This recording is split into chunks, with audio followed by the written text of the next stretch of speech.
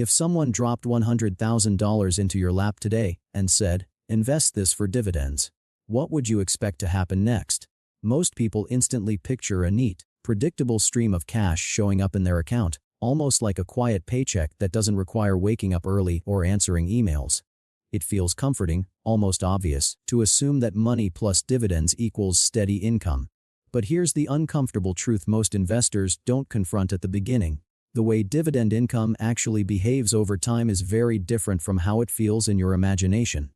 And if you misunderstand that difference, you can spend decades feeling busy with money while quietly sabotaging your long-term freedom. Let me start with a simple moment most people can relate to. Imagine you're checking your bank app late at night. Bills are paid. There's a little extra left over, and you start daydreaming. You think, if I just had investments paying me regularly, I wouldn't feel this pressure anymore. That thought alone pushes many people toward dividend investing. Not because they've run the numbers carefully, but because dividends feel like relief. They feel like control.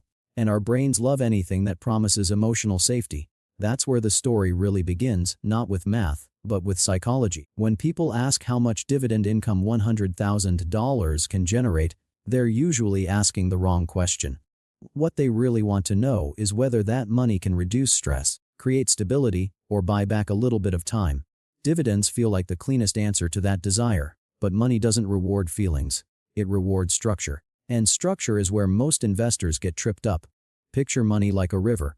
You can stand on the bank and scoop water out whenever you want, or you can build channels that guide the flow over a long distance. Dividends are like scooping water.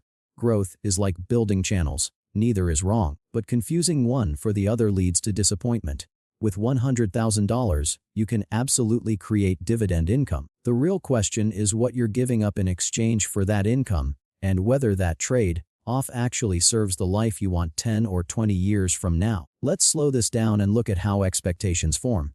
Many people assume a reasonable dividend return might be 5 or 6%. That sounds modest, not greedy. On paper, that's $5,000 to $6,000 per year. It feels tangible. You can imagine what that money might cover. A few bills, a trip, a sense of breathing room. But that expectation quietly ignores something critical. Dividends don't exist in isolation. They come from businesses, and businesses are living systems that grow, stall, adapt, or decay over time. Some companies pay low dividends because they're reinvesting heavily. Others pay high dividends because they don't have many opportunities left to grow.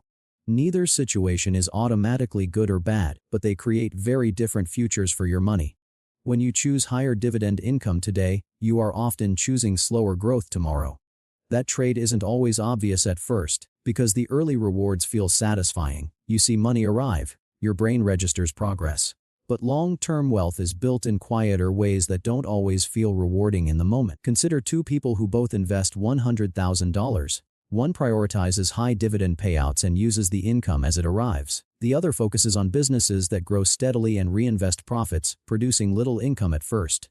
In the early years, the first person feels smarter. They see results. They feel validated. The second person feels patient, maybe even bored. Nothing exciting seems to be happening. But investing is one of the few areas in life where boredom often wins. Over time, growth compounds. Shares increase in value. Dividends, even small ones, tend to grow alongside earnings. What started as a tiny payment can become meaningful years later. Meanwhile, high-yield investments often stay flat or struggle to keep up with inflation. The income keeps coming, but the underlying engine isn't getting stronger. And eventually, that difference becomes impossible to ignore. This is where many people make an emotional mistake. They compare today's income instead of tomorrow's flexibility. Dividend income feels like success because it looks like output. Growth feels abstract because it shows up as numbers on a screen. But freedom isn't created by cash flow alone. It's created by optionality, the ability to adjust, to slow down, to change direction without panic. And optionality comes from assets that grow, not just assets that pay. There's another layer most investors don't think about until it's too late. Taxes. Dividend income, especially in taxable accounts, doesn't wait politely until you're ready. It creates obligations every year. Even if you reinvest those dividends, you may still owe taxes on them. That means part of your return quietly leaks away before compounding has a chance to work its magic. Growth-focused investments, on the other hand, often allow you to defer taxes for years or decades. That deferral is more powerful than it sounds. It gives your money more time to grow uninterrupted, which can dramatically change the final outcome. Now let's talk about timing, because this is where the conversation gets personal. If you are already at a stage in life where income matters more than growth, dividends can absolutely play a role. But even then, the goal isn't to squeeze the highest yield possible out of your capital. The goal is reliability, sustainability, a balance between income and preservation. Chasing yield without regard for risk is how investors end up with shrinking portfolios and growing anxiety. For younger investors, the obsession with dividend income is often a form of impatience disguised as discipline. It feels responsible to want income. It feels mature. But in reality, time is your greatest asset. Every dollar that compounds early does more work than a dollar received later. When you prioritize dividends too soon, you're often trading away exponential growth for short-term comfort. This leads to a subtle psychological trap.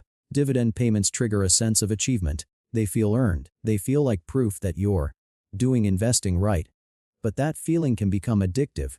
You start evaluating investments based on how often they pay you, not how well they build your future. The strategy becomes emotionally driven instead of outcome driven. And over long periods, that emotional bias can cost far more than it ever pays. Think about it this way. If your goal is financial independence, what matters most isn't how much money shows up this month. It's how much control you'll have over your time later. Control comes from having assets that can be converted into income when you choose, not assets that force income on you whether you need it or not. Dividends are a tool. They are not the destination. $100,000 can produce very different dividend outcomes depending on how it's invested. But focusing only on that number misses the bigger picture. The more important question is how that $100,000 fits into your overall system.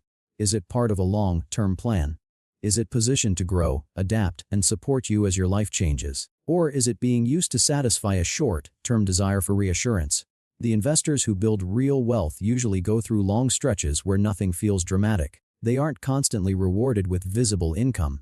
They're building capacity, not comfort. And when income finally becomes important, they shift intentionally, not emotionally. They design cash flow instead of chasing it. So when you hear someone ask how much dividend income $100,000 can generate, listen carefully. What they're really asking is whether money can solve uncertainty. And the honest answer is that money doesn't remove uncertainty. It gives you better options inside it. Dividends can be part of that equation, but only if they're aligned with your timeline, your temperament, and your broader goals. If there's one idea worth holding on to, it's this: income is a phase, not a strategy. Wealth is built quietly, through patient structure and an understanding of trade-offs. The sooner you stop asking what your money can pay you today and start asking what it can become tomorrow, the closer you move toward real financial freedom.